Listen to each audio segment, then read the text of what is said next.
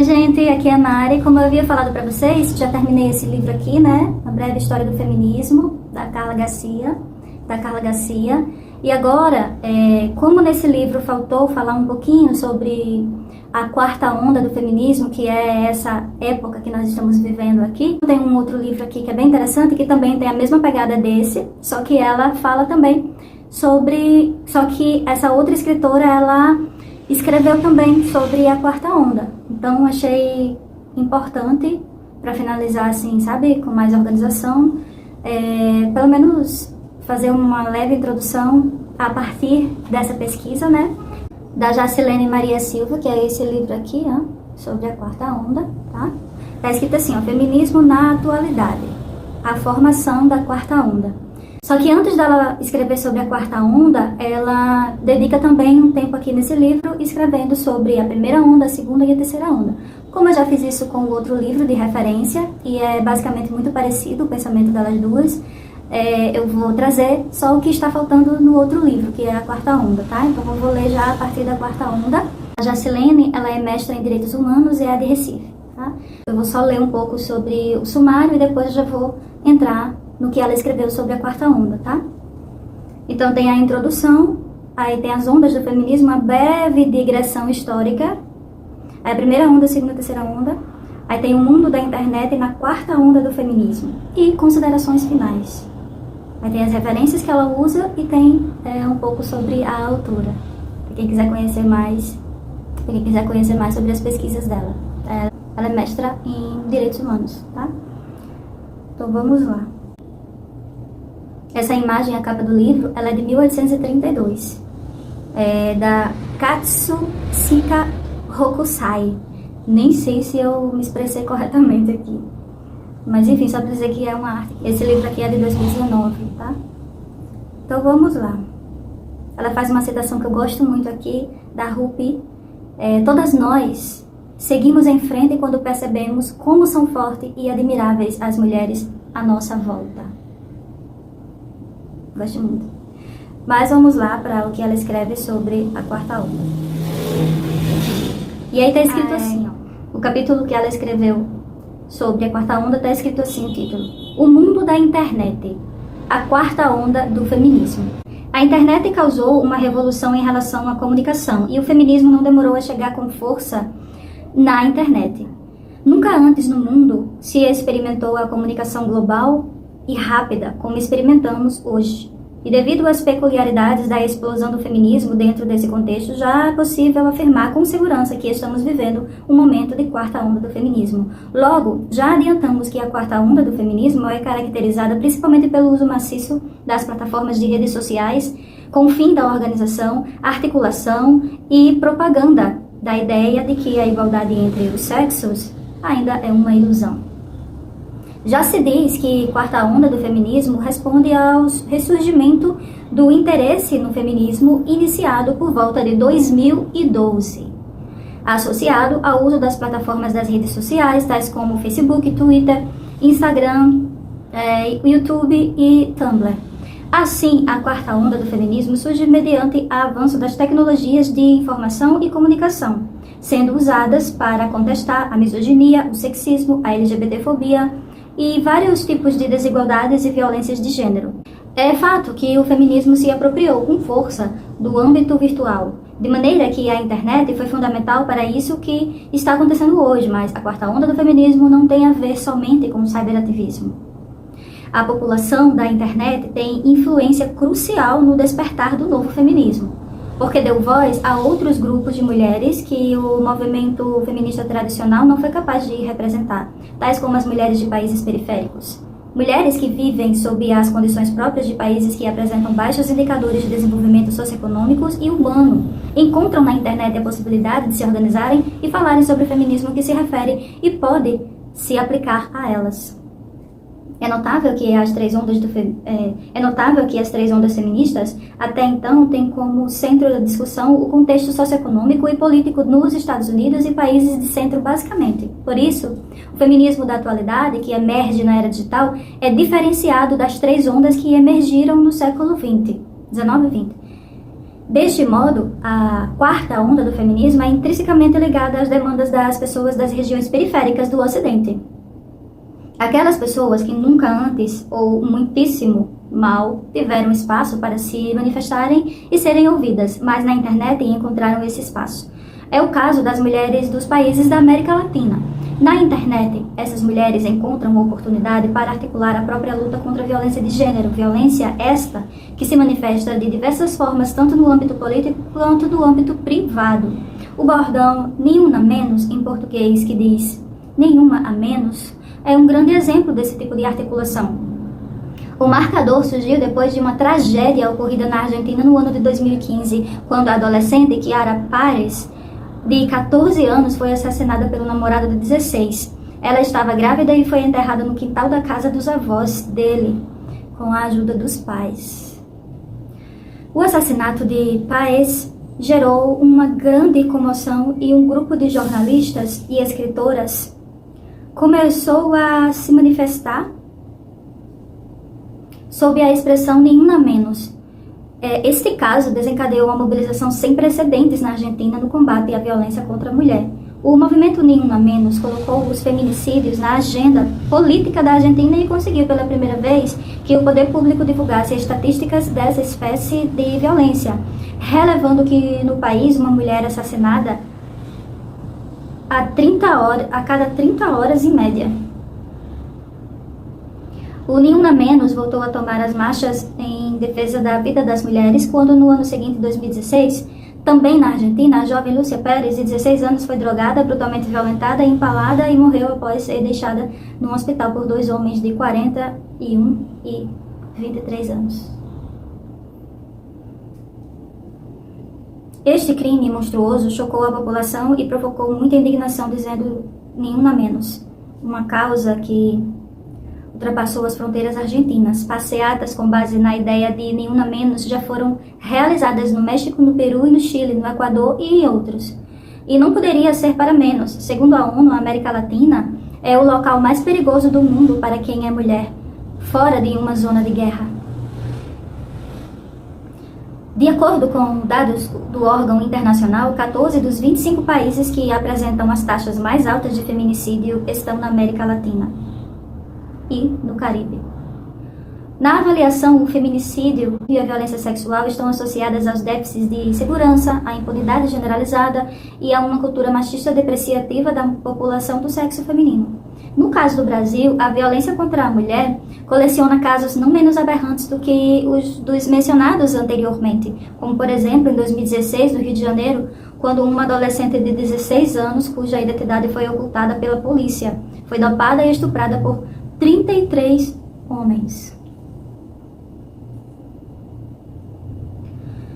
Os estupradores armados de fuzis filmaram o ato criminoso e postaram um vídeo na internet. Tamanha a sensação de que a impunidade era certa, para dizer o mínimo.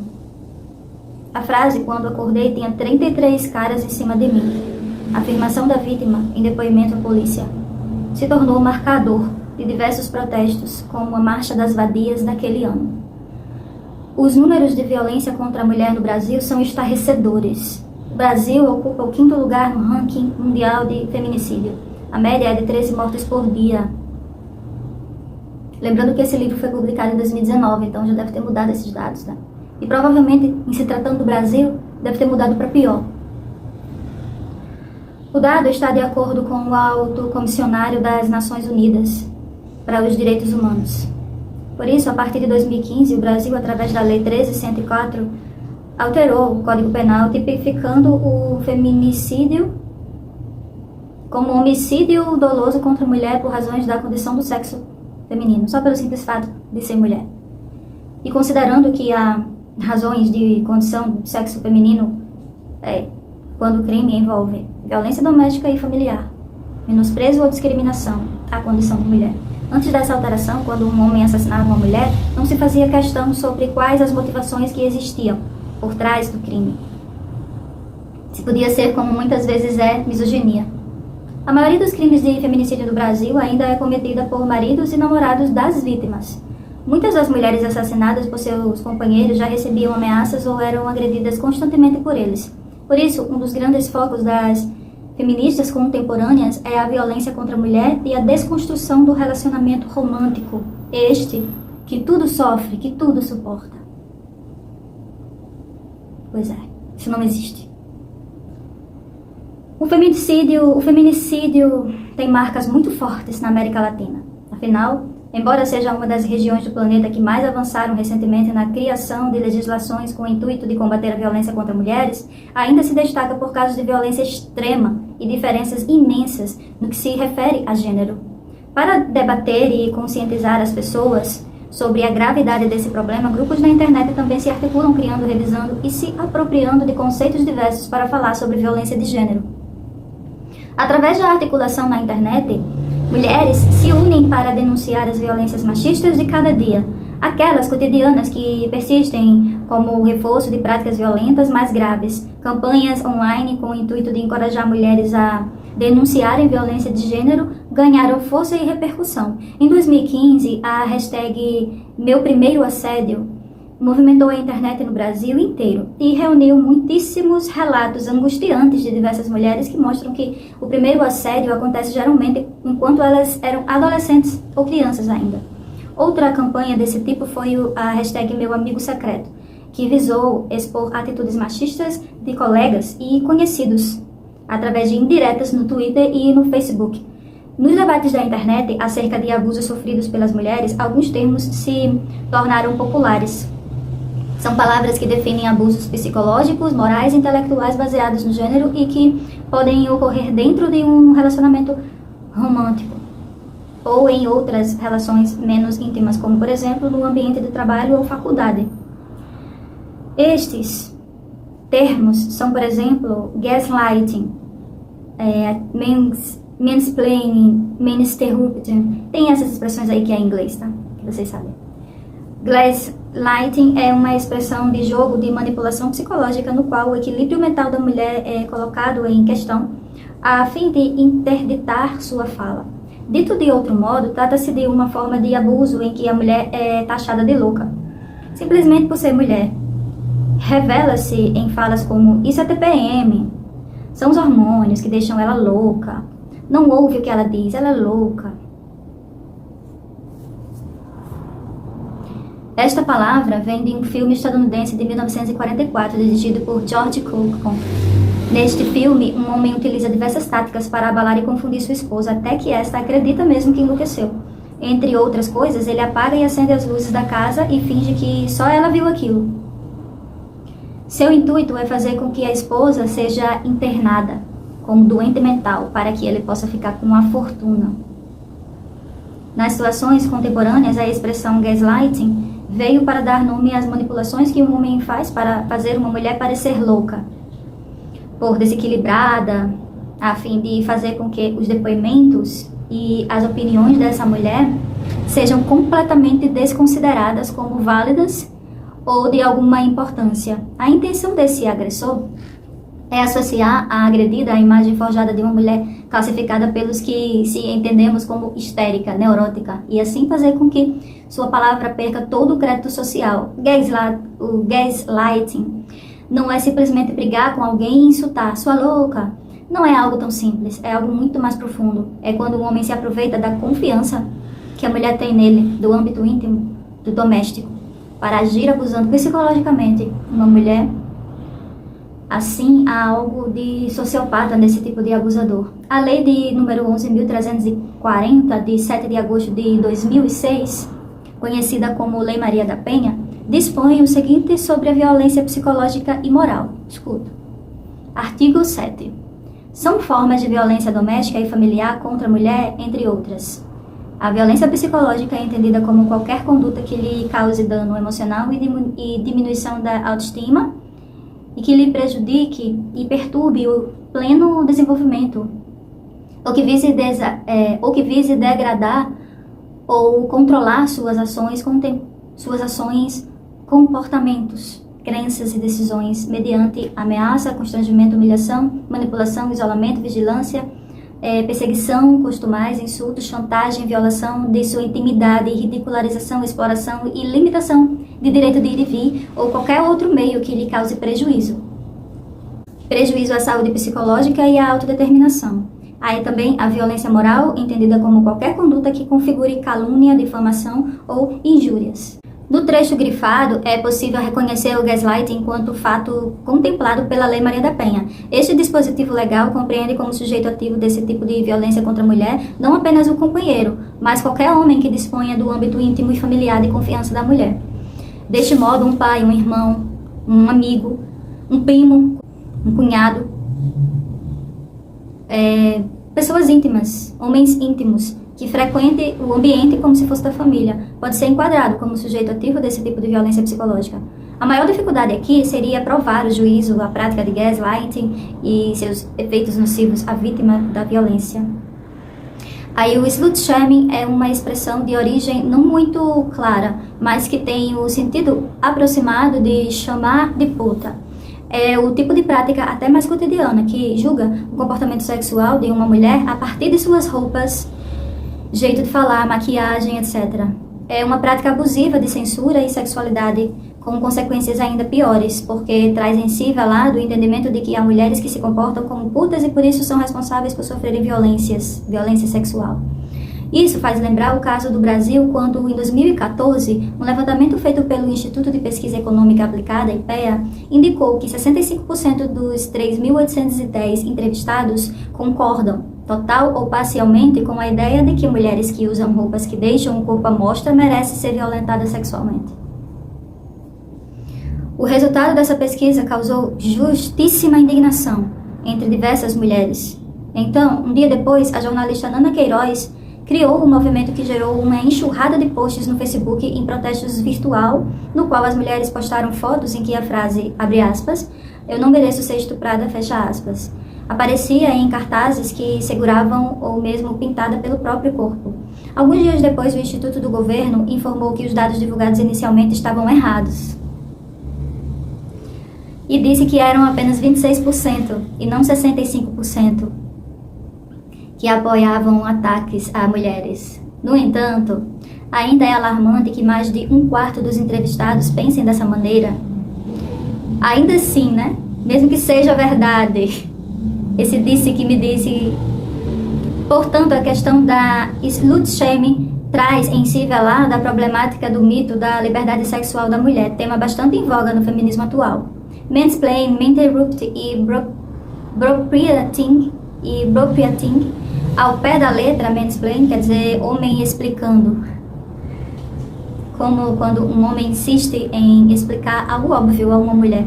Algo que ele sabe que ela sabe, até mais do que ele, mas ele se acha no direito de fazer um monólogo para explicar algo que ela já sabe.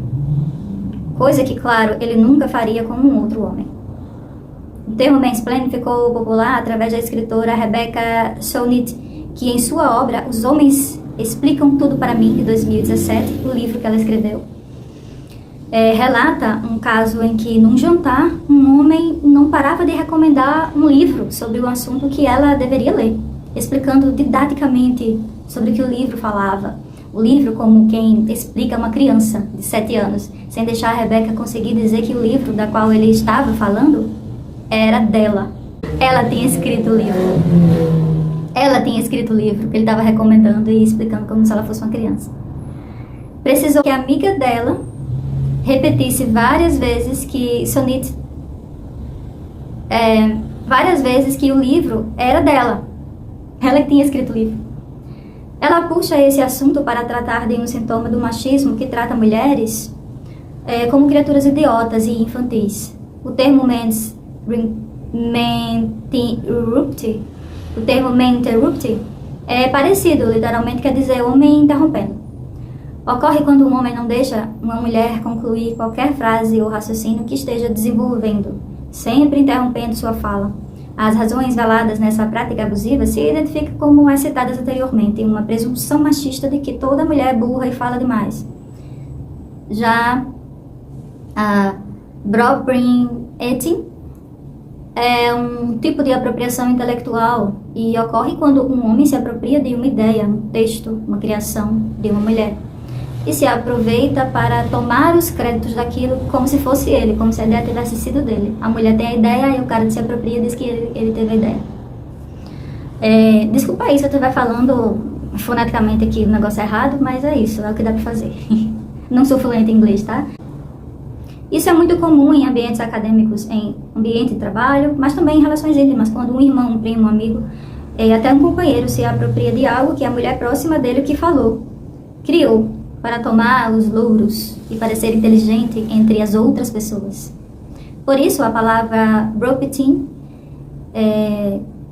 pode ser desmembrada a brother, irmão, a appropriation, apropriação, de modo que poderia ser traduzida como um irmão se apropriando.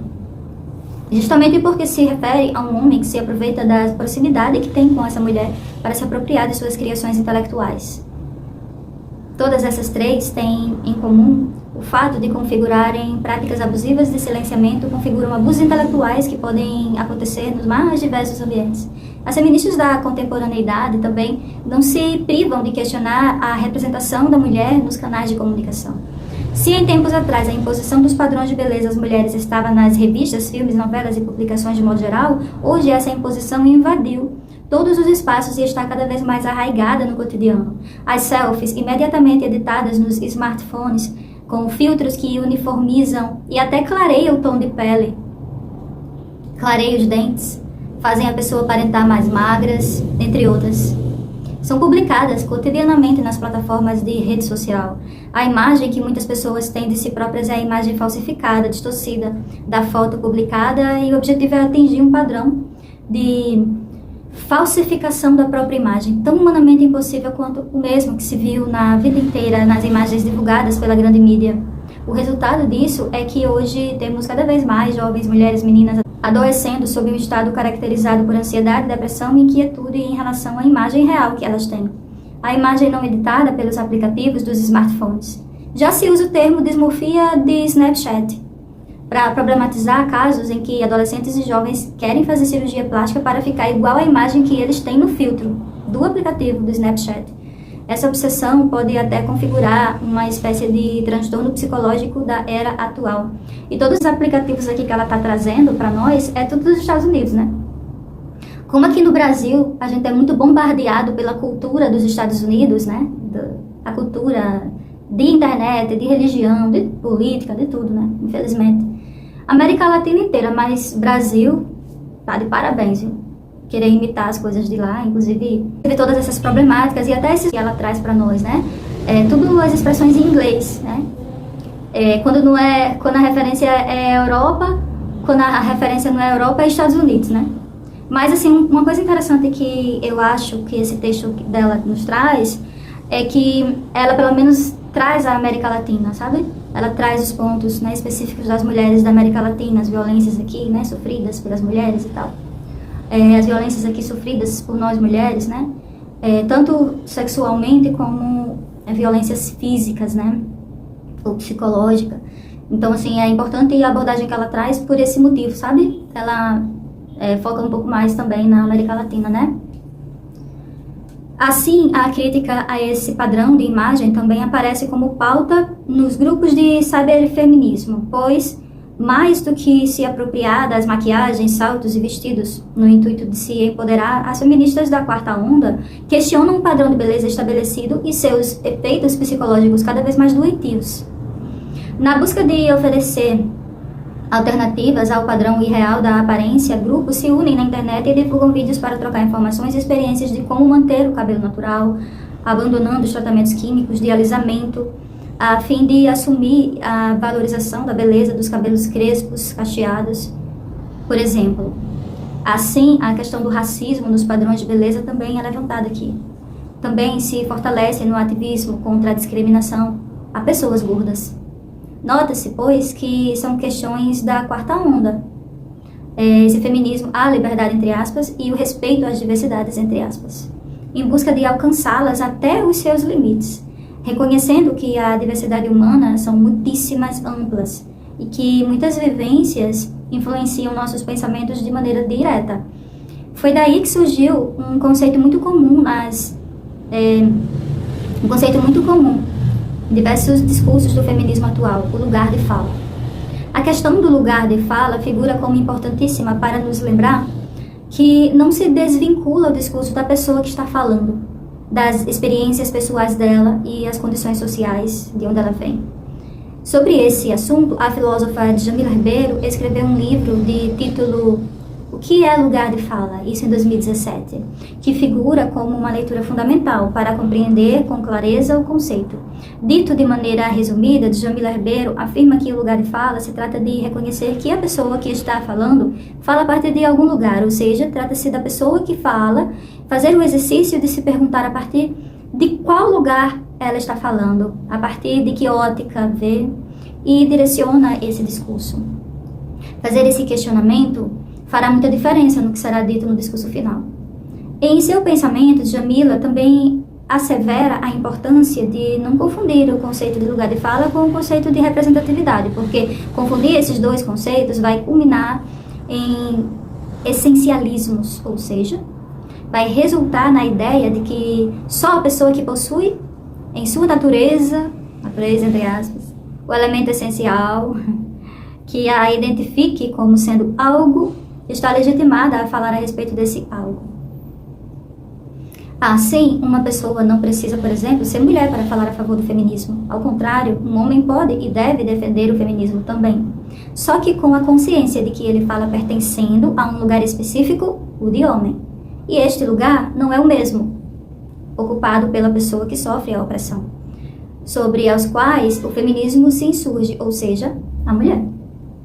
Esse ocupa o lugar de privilegiado, por isso, também, ao criticar o feminismo, vai fazê-lo a partir da posição de privilegiado, pelo sistema patriarcal que ele ocupa, e essa condição não pode ser negligenciada como se não houvesse nenhuma ligação entre o que ele fala e quem ele é.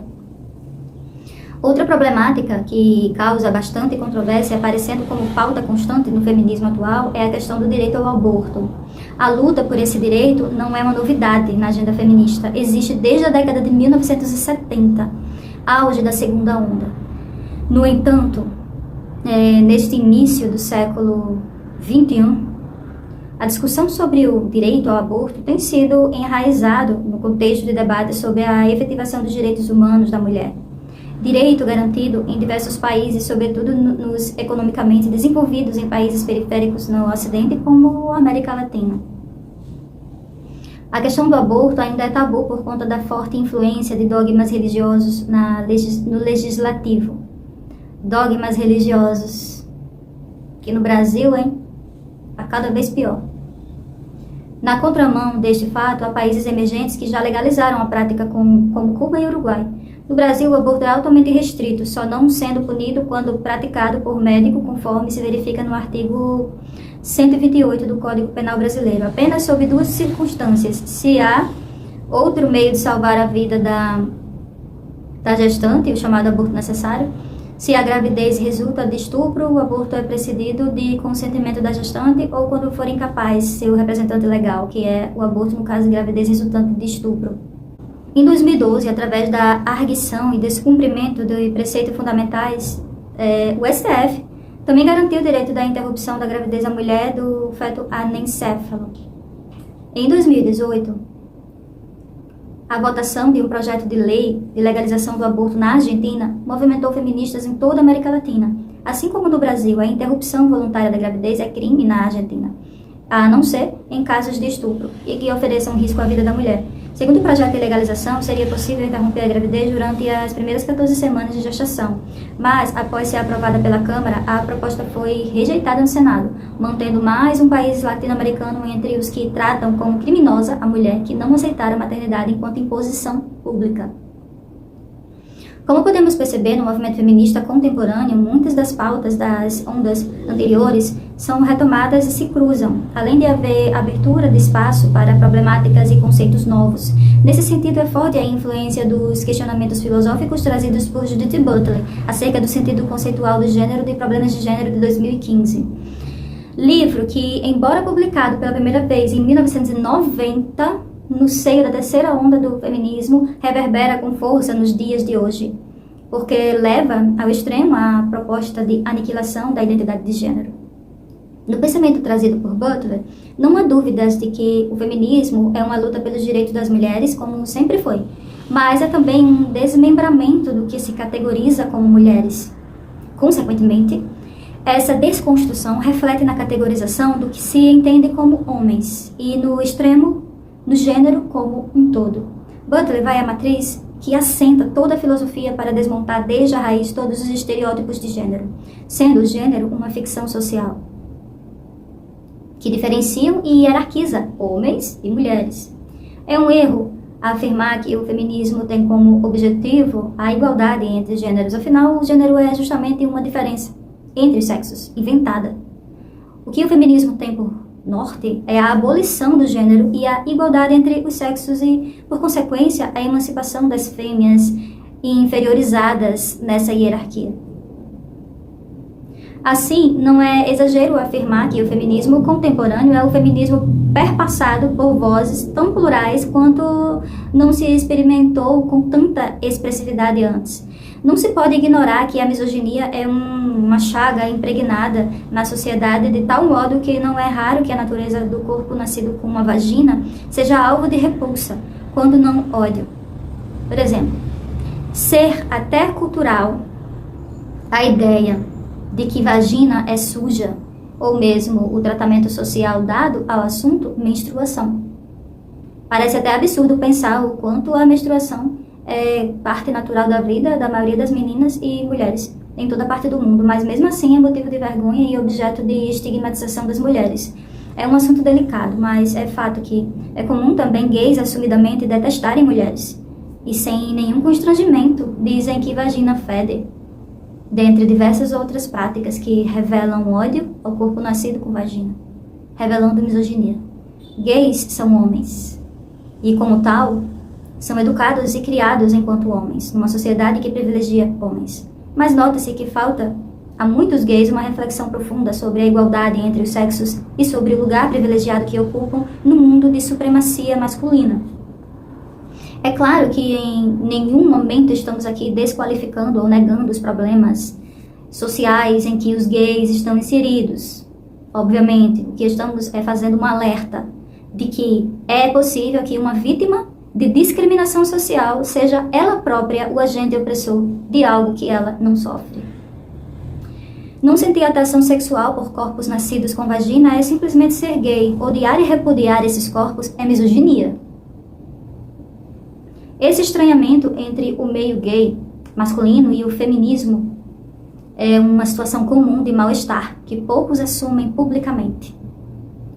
Mas queremos que não signifique que simplesmente há um racha entre as causas feministas e as LGBTs.